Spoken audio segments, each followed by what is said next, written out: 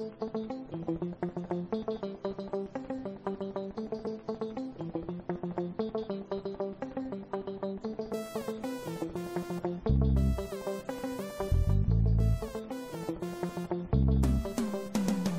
allons prendre le tout dernier intervenant. Il s'agit de M. Rondianouvou, Dominique. Il est originaire d'Adjinan, c'est à Porto-Novo. Vous connaissez très bien Porto-Novo d'ailleurs. Il est menuisier coffreur de profession, mais pratique actuellement aujourd'hui le métier de zémidjan. Il a une question pour vous. Bonsoir, Monsieur le Président. Bonsoir. Je suis le coffreur, mais il n'y a pas de travail. Bon, s'il y a les projets, ça va aller. Mais la question que vous demandez, comment pensez-vous développer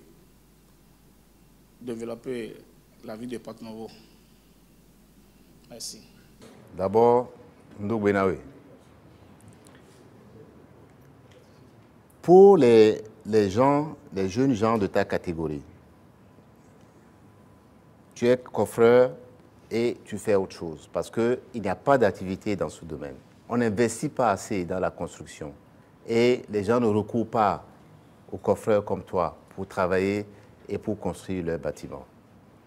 Bien, un des sujets là, c'est aussi la formation professionnelle. C'est-à-dire encadrer les jeunes gens pour qu'il y ait, on a besoin, contrairement à ce que les gens pensent, on a besoin encore plus de coffreurs qu'on en a aujourd'hui. Oui. Partout dans notre pays. À Porto-Novo, à Cotonou, à Parakou, partout dans notre pays, nous avons besoin de coffreurs. Maintenant, nous avons besoin que des gens comme toi, qui ont une activité zémidjan, si tu ne veux pas faire ça, tu puisses aller faire autre chose. Si tu décides de rejoindre notre ami Fidélion pour aller faire une ferme, il faut qu'on puisse t'aider. Et c'est là un des engagements que je prends. Avec des ressources de l'État, avec la garantie de l'État que si tu veux, tu as ce projet-là, nous allons t'aider à avoir un peu d'argent pour mettre dans le projet, mais deux, garantis ton projet pour que tu ailles dans une banque pour qu'on te prête de l'argent. Mais il faut que ce soit un bon projet.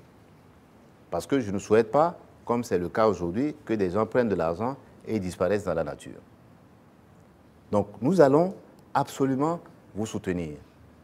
C'est important pour toi et c'est très, très important. Mais c'est vrai que, étant de Porto-Novo, tu es préoccupé que Porto-Novo soit une belle ville, que Porto-Novo soit la véritable capitale du Bénin. Et c'est l'engagement que j'ai pris le 7 janvier 2016 pour dire que nous allons donner à Porto-Novo les véritables attributs d'une capitale digne de ce nom.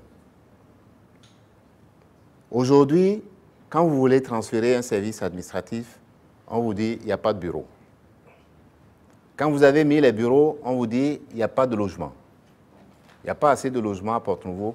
Les loyers sont exorbitants. Eh bien, nous allons accompagner ça. Nous allons construire des centres administratifs, mais aussi des logements administratifs pour les fonctionnaires. Il n'y aura plus de prétexte. Nous allons investir dans des infrastructures urbaines, les rues pavées, les caniveaux, pour que, effectivement, la ville soit totalement assainie. Moi, je connais Porto-Novo, je l'ai dit à plusieurs occasions, j'ai vécu, j'y vais régulièrement, j'ai de la famille là-bas. Cette ville a vocation à être une très belle ville.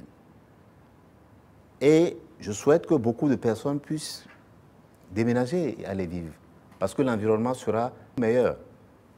C'est l'engagement que je prends et j'ai dit, ce n'est pas une boutade, parce qu'aujourd'hui, si je veux bloquer Porto-Novo, ben, je ferme le pont qui est là. Il n'y a qu'un seul pont. Et vous le savez, depuis quelques mois, c'était la seule voie pour aller à l'intérieur du pays. Si vous voulez aller à Boycon, c'est mieux de passer par Porto-Novo. Demain, nous allons construire un pont. Mais ce ne sera pas une promesse vaine. Ce n'est pas une promesse de campagne qui sera sans lendemain. Dès le 6 avril, nous allons concevoir le projet, le véritable projet d'aménagement de Porto-Novo comme ville capitale.